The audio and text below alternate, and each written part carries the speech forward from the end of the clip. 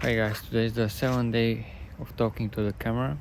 Today I'm gonna talk about why I think that it's important to save money, especially when you're younger. Now I'm a bit of a special case when it comes to this. Ever since I was like in first grade, all the money that I've received from like uh, birthdays, Christmas, holidays and stuff. Oh, obviously I didn't work a job at that early age. I actually still haven't had a job in my life, but I would have liked some job if possible, just something part-time to earn some money, but I didn't do it, maybe because I'll just keep putting it off, but that's another story. Oh, and this is a bit weird, right? Instead of using the money that you got, you just stockpile it in a wallet and just keep it all. I think that's pretty unusual for most kids, and I got quite a bit of swag for that. My my relatives still sometimes say to just don't save it, just spend it. But I've always thought like, why should I spend it on something stupid now when I can just save it up for when I need it really.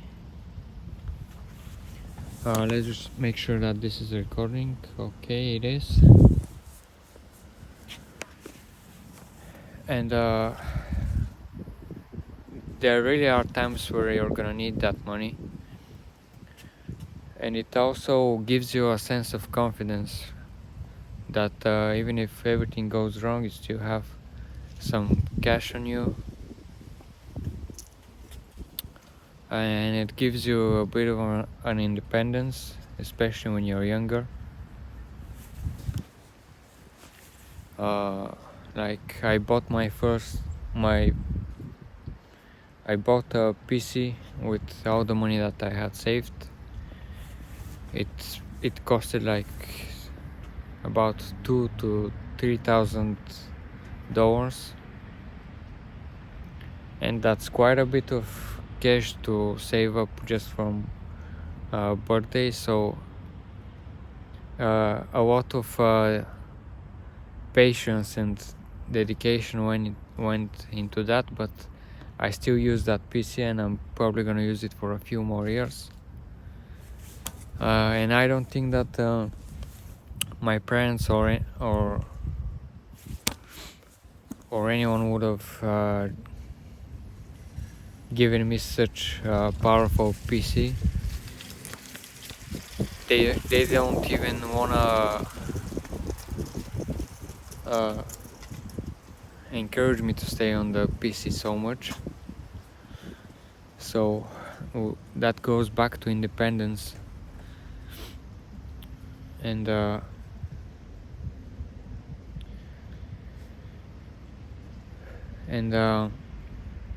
also about investing that money. Uh, when I graduated, I got like another $2,000 to $3,000 just from the prompting, you know. Uh, it's a tradition or something to just give cash, and that has lasted me like 2 years. Yeah, so I don't really spend money on groceries and stuff. My parents obviously do that. I don't pay rent or anything, but that's still a small amount of cash to live on. And what I did with that cash, I didn't go buy some expensive perfume or clothing or something stupid. So what I decided to do was I'm not gonna get a car at first.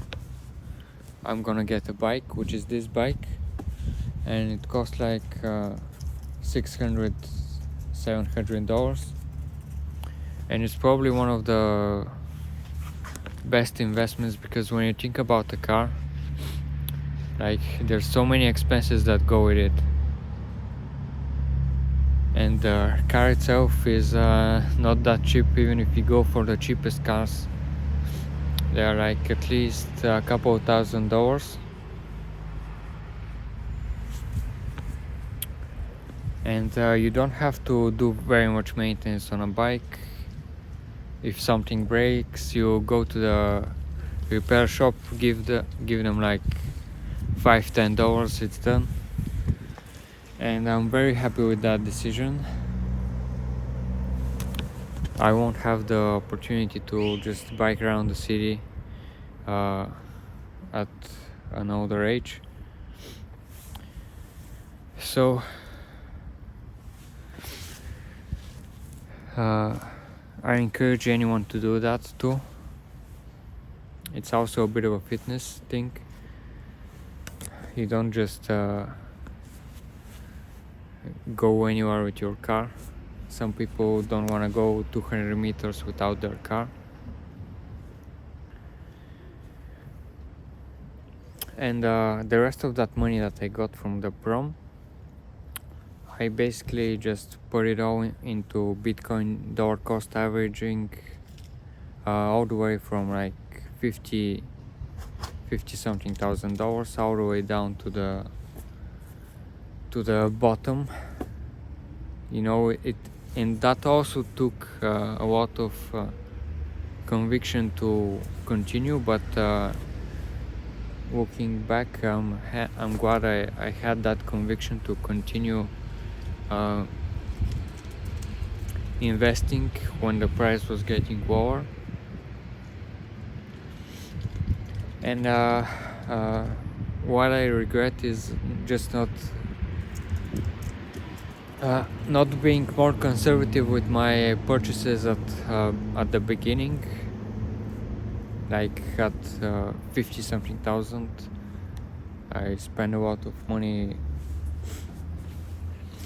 at those high prices, when I could have just waited like 6 months or something, and I could have bought in at 15 to 20,000.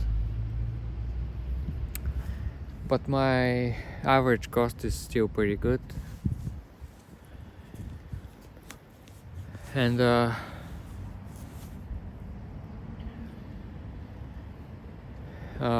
if I hadn't saved that money or educated myself about investing, which you're not really gonna educate yourself about investing if you don't have zero savings. It's just not gonna be interesting for you, because you know it's further down the road. But when you have some cash, you can imagine yourself how you do certain investments, how they'll pan out.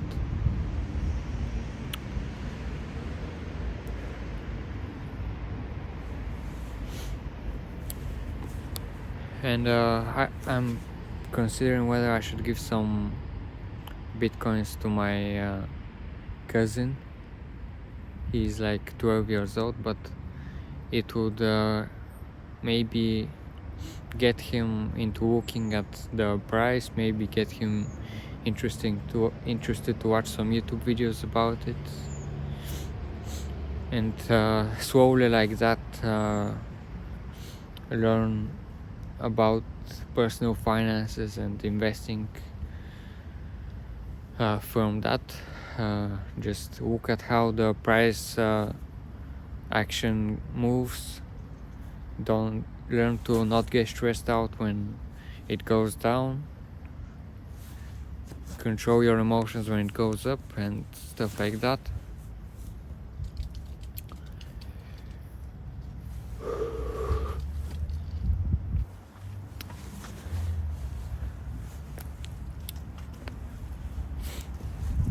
And maybe this is not as relevant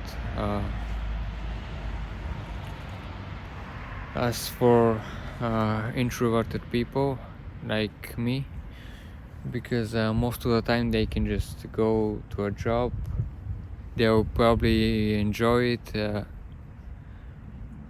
enjoy like interacting with people, but I think for a lot of introverted people it's hard to get a job with an employer and stuff. I've always wanted to just work on my own business, don't rely on anyone else. And savings and building a business online is pretty much my plan to do that. But before that happens, I'll probably have to get a job.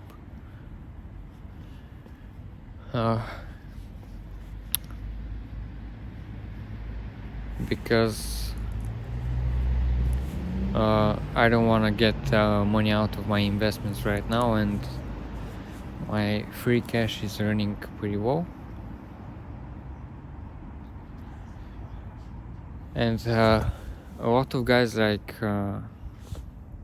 I forgot his name, maybe Dave Ramsey, they recommend that you have at least 6 months of expenses that you have saved up. I think that's a bit too drastic. Of course you should have it if you can, but I think that 2 to 3 months works also. Right now I'm lower than that, but it's still, I'm not getting worried about that. So let's check the time. How much was it? It's 30 minutes right now. And yeah, so that's basically it. Just independence and thinking about your future self is gonna thank you for that. You know, it's also good about spending money on experiences and good stuff, but that can come at a later date, especially when you're still younger. You have a lot of time in front of you.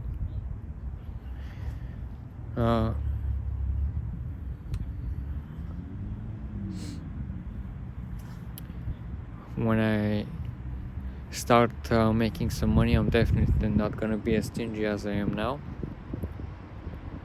And stinginess is not looked at as a good thing by a lot of people, and it really shouldn't be. When you have a lot of money, you know, you should just spend it.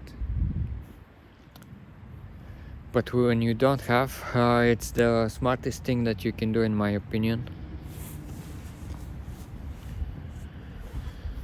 And that's basically it. And that's about it for today. And that goes a bit into where the money that I got to put into Bitcoin comes from. And if you want to hear my thoughts about Bitcoin, you should check out the previous video.